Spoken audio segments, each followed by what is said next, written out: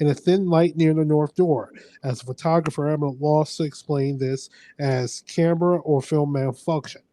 Perry had used a graphic analyzer, an 8-channel recorder machine with slider controls that adjust pitch and level, cut out interference, and enabled its operator to pinpoint sounds. As Russell said, we have recorded hundreds of extraordinary noises, footsteps, crashes, and so on.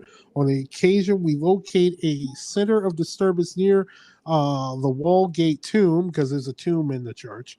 It was tangible, like a swirly column of energy. When you passed your hand through it, it felt sort of a cackle, like a static electricity. On another occasion, we heard a deep grunting voice, which reminded me irresistibly of Lee Marvin singing "Wandering Star." Man, this is dated. Russell, one of the researchers, Ronald Russell, is inclined to side with Price faction on Borley, so it concedes that Price may have embellished facts. I think there may be 3 basic factors at work here. First, the nun. There would be nothing odd about a nun in a household of a Catholic family like the Wallgates, because it used to be a Catholic church before it became an Anglican church. Perhaps the apparition in which Mr. Clune Hollingsworth saw is simply a psychic recording of some such person.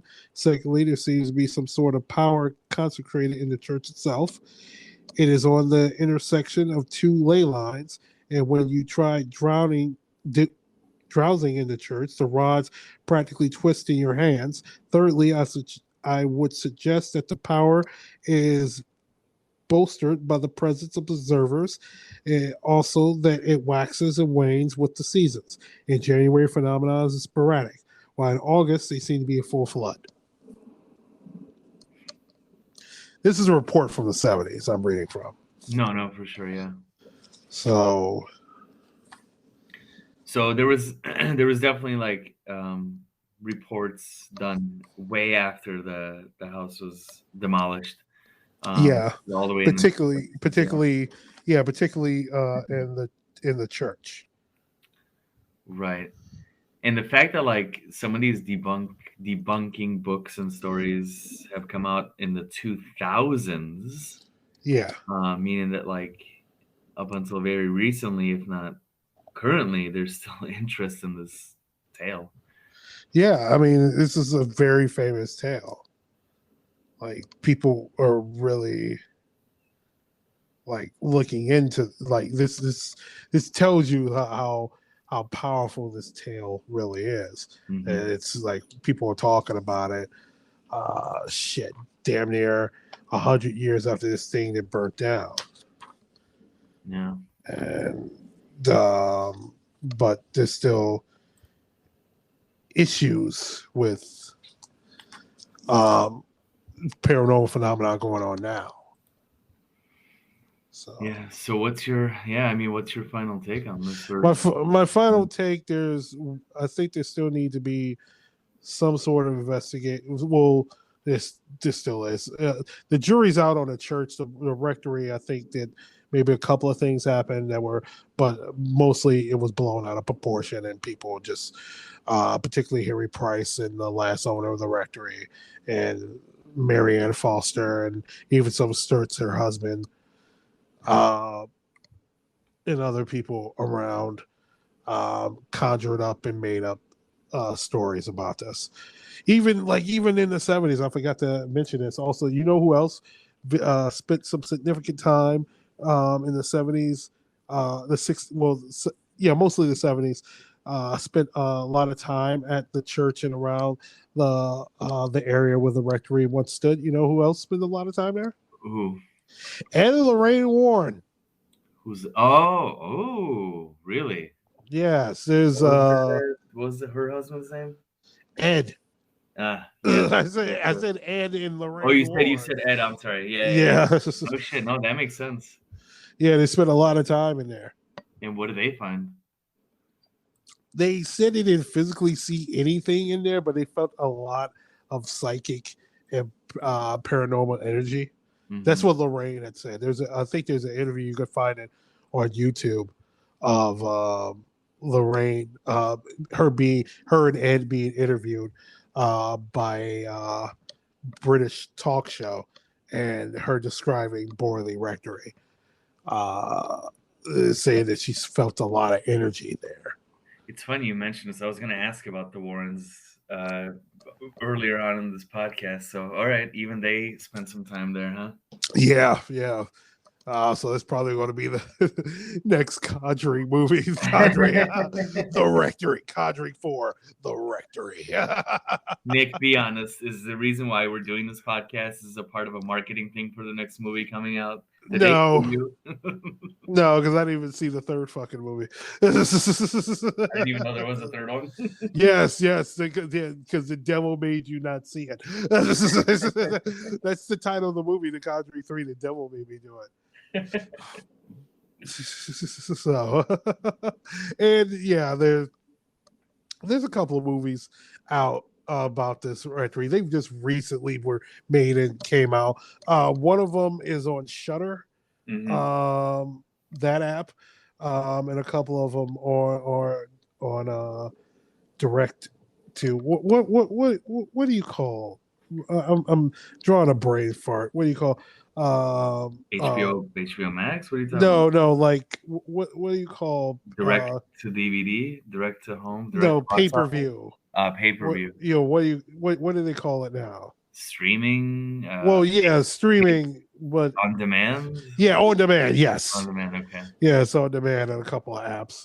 You can find it. What was the names of those movies? So I make sure I give. No, Halloween coming on. It might be a good spooky watch. Yeah, it could be. Trying to find out. What's it called? Oh, 1 second. God damn it! This is. Well, one's called The Haunting of Borley Rectory. The Ghost of Borley Rectory. That's the one that I was looking at. Yeah. Yeah, The Ghost of Borley Rectory, and or is it the same? Is it the same freaking movie? Hopefully, it's not the same freaking movie. Yeah, the Ghost of Borley Rectory, and it's got Julian Sands as Lionel Foster. Oh, okay. Oh, that's a name from the past. This is from this year. Yeah, it's this year. Rectory. Yeah, in 2019's The Haunting of Borley Rectory. Wow, this is yes, The Haunting of Borley Rectory. With a bunch of no names in there. It's just a bunch of British actors, I assume. Yeah.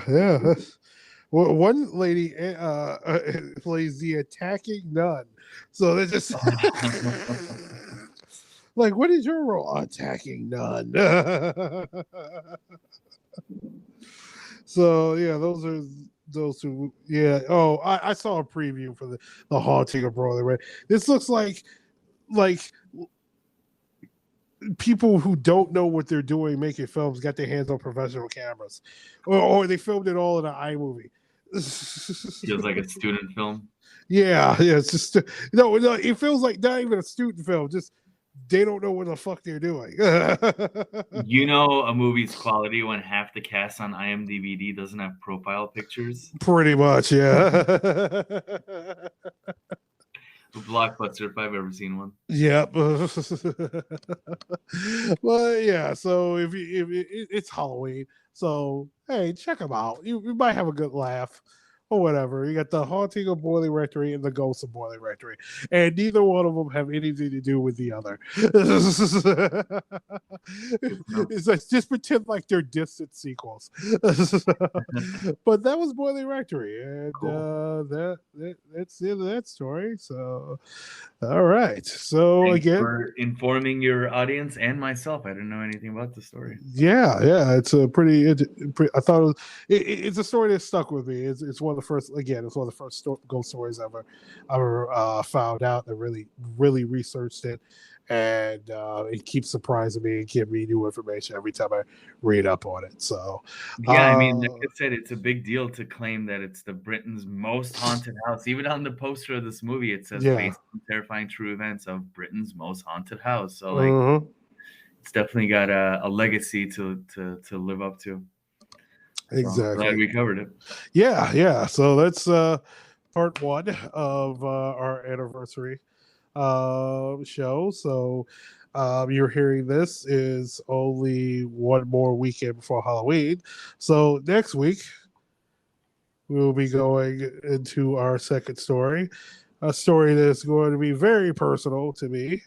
It's the story of the true crime I'm sort of kind of involved in, but not really. So, Ogul, will you be joining me again next week to Uh, record this yeah, episode? I actually want to hear more about the story. I know very tidbit, small factoids that you've dropped over the years, but yeah, Yes. I will join you on this podcast as well. Okay. All right. So you heard that first. Everyone's Tune in. drooling. Yes, drooling. And that show, if you're hearing this, it will be the following Friday, the 29th. So it's your Halloween weekend. Listening right in. And after this month, we'll have a few episodes into the end of the year. So yeah, stay tuned on those. We'll give you more information when we do. So again, thank you for listening to this episode. If you like this episode, hit the subscribe button. Shit, I never say that, and I need to start saying it because not a lot of people are. If you are listening to it, it's not enough people. I need more listeners. So if you like it, hit the subscribe button, so you'll be the first to receive the new episode when it's published, and also give it a like. You know, we're on YouTube, we're on Spotify, we're on TuneIn, we're on Apple Podcasts, we're on Stitcher, we're on iHeartRadio. You name it, we're on it. If you like it, hit the like button, give us 5 stars. Will be great. And yeah, thanks a lot for myself and Ogul again. I appreciate you doing this. Of course. And I will see you next week for our other story. And thank you for listening to Weekend Weird. Y'all stay weird because being weird is cool. We'll see you next time. Have a good night.